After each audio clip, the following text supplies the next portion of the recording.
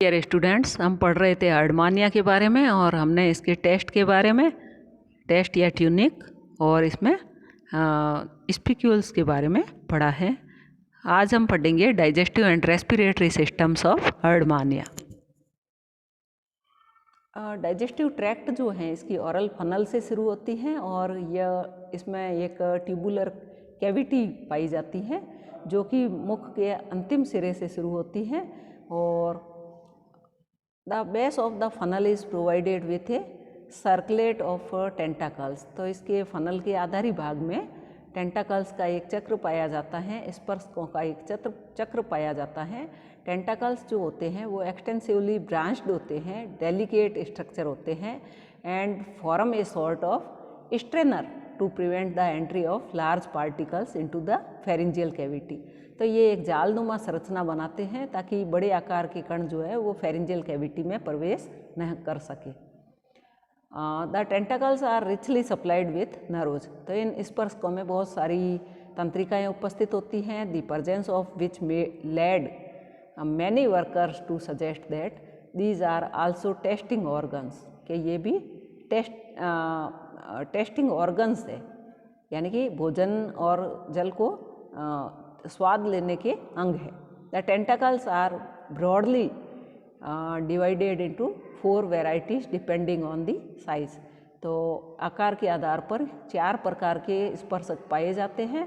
Aldous the number, size, shape of the tentacles show individual variation, the typical tentacular formula stands as 8 large जो कि 5 millimetre in length होते हैं, 8 median होते हैं जो कि 2.5 मिलीमीटर लॉन्ग होते हैं, 16 स्मॉल होते हैं जो कि 1.5 मिलीमीटर इन लेंथ होते हैं एंड 32 जो होते हैं माइन्यूट होते हैं जिनमें कि 0.5 मिलीमीटर लेंथ पाई जाती है। Each tentacles bear numerous paired lateral branches. तो इसमें जो है पार्श्व शाखाएँ पाई जाती है कॉल्ड टेंटेकुलेट्स। तो इनको टेंटेकुलेट्स कहते हैं। Which also carry small secondary branches. द्वितीयक शाखाएँ भी निकलती है छोटी, और secondary branches bear tertiary branches. तो इसमें से तृतीयक शाखाएँ भी निकलती है।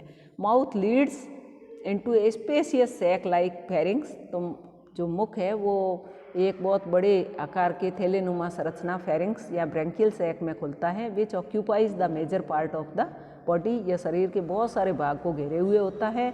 एज स्टेटेड अर्लियर, जैसा कि पहले बताया गया है, the pharynx is enclosed by the atrium except the ventral and dorsal sides. The wall of the pharynx is perforated by numerous stigmata. तो इसके वाल में बहुत सारे छिद्र उपस्थित होते हैं। The roof of pharyngeal cavity is marked by the presence of a thin fold. तो इसके जो छत वाले भाग में, फेरिंजियल कैविटी के छत वाले भाग में एक पतली जो है फोल्ड उपस्थित होता है called dorsal lamina which is situated along the mid dorsal line. जो मिड डोर्सल लाइन के डोर्सल लेमिना जो है वहाँ पे उपस्थित होता है।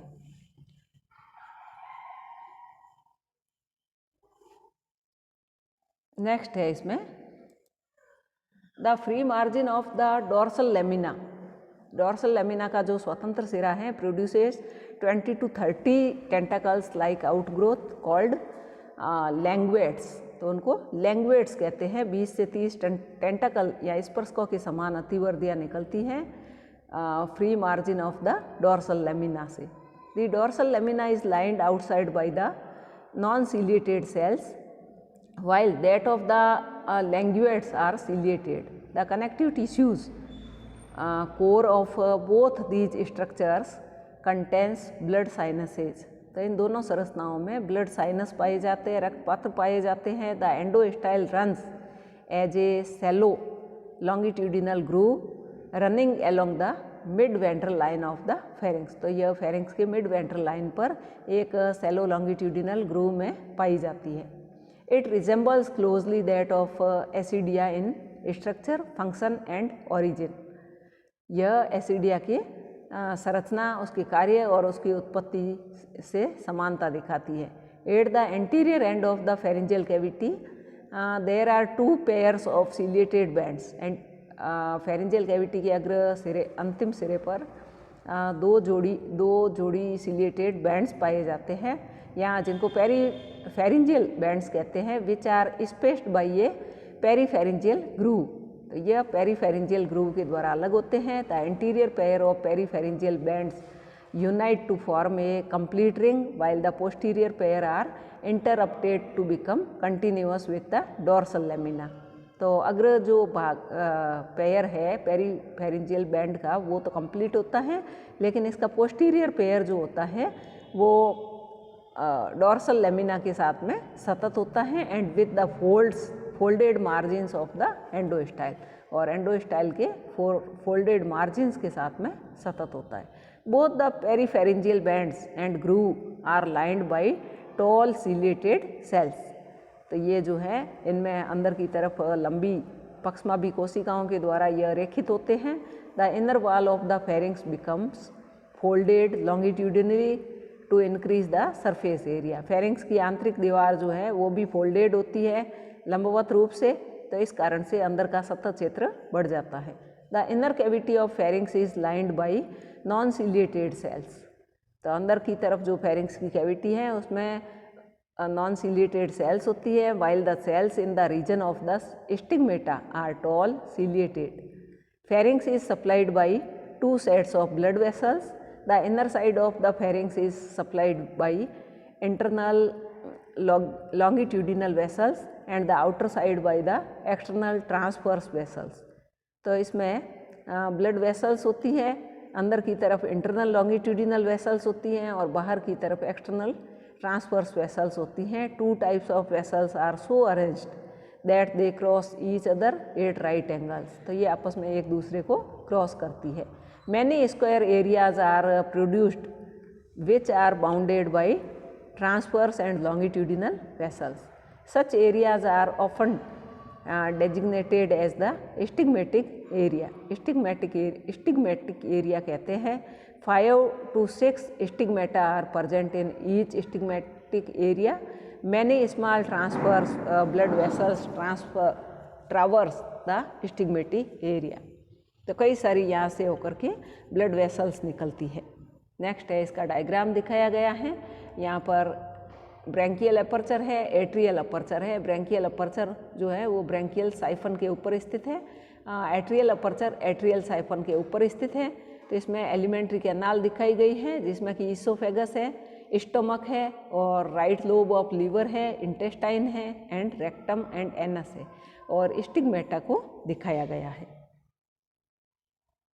नेक्स्ट है, the pharynx Leeds into a very short curved tube called oesophagus. तो फेरिंग्स जो है वो ईसोफेगस में खुलता है, जो कि एक छोटी मुड़ी हुई नली होती है। The opening of oesophagus is guarded by 2 semi circular folds. तो इसकी जो इसको गार्ड किया जाता है 2 अर्धचंद्राकार फोल्ड्स के द्वारा। These folds are produced by the modification of the posterior most part of the pharynx। तो यह ग्रसनी के सबसे अंतिम भाग के द्वारा रूपांतरित करके बनाई जाती है। The stomach is not much dilated as seen in Ascidia। The stomach leads into the intestine which forms a single loop। The distal limb of the loop is called rectum which opens through the anus into the atrial siphon।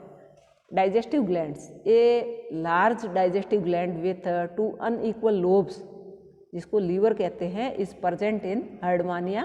This gland is closely associated with the stomach। The liver is composed of an accumulation of a large number of ceca embedded in a ground substance।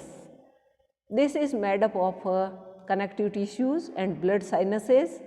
The product of the liver are poured into the stomach by 11 independent duct। तो इसका liver का जो secretion है उसको 11 स्वतंत्र नलियों के द्वारा stomach में डाला जाता है।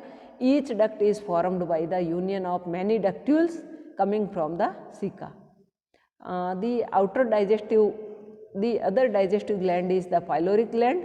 It is an extensively branched structure and composed of numerous tubules। This gland remains in close contact with the stomach and intestine. Tubules unite to form a number of ducts which ultimately open into the middle part of the intestine by a single opening. तो ये tubules जो है ये आपस में जुड़ कर के डक्ट बनाती हैं जो कि अंत में जाकर के इंटेस्टाइन के मध्य भाग में एक ओपनिंग के द्वारा खुलती है। नेक्स्ट है इसका डायग्राम दिखाया गया है फेरिंग्स का। तो यहाँ पर ब्रैंकियल एपर्चर है जो कि ब्रैंकियल साइफन पर स्थित है, इंस्पेक्टर है, और यहाँ पर प्री ब्रैंकियल जोन्स दिखाए गए हैं, एंडोस्टाइल है और डॉर्सल ट्यूबरकल है, पेरिफेरल बैंड्स है, पेरिफेरल ग्रूव्स है एंड लेफ्ट लिप है, राइट लिप है, इसोफेजियल ओपनिंग है, डॉर्सल लेमिना को दिखाया गया है। The exact function of pyloric gland is not properly known. It acts as a pancreas and also as an excretory organ. तो ये पैनक्रियाज के अग्नाशय के समान और उत्सर्जी अंग के समान कार्य करती है। The mechanism of food collection, digestion and respiration is similar to those of acidia. Only striking difference in the digestive system is the presence of a well-developed liver in Erdmannia, which is lacking in acidia. The digestive enzymes secreted by the distal part of the liver tubules are poured into the stomach. The digestive enzymes are the amylase, protease, lipase, invertase, lactase and maltase. The liver stores carbohydrates in the form of starch. The exact relationship of the liver of Erdmannia with that of vertebrates has not been experimentally established. The respiratory system in Erdmannia is more efficient than that of acidia. The pharynx is a highly vascular structure and the inner stigmatic and intrastigmatic blood vessels help in the exchange of respiratory gases. Presence of internal foldings increase the surface area of the pharynx.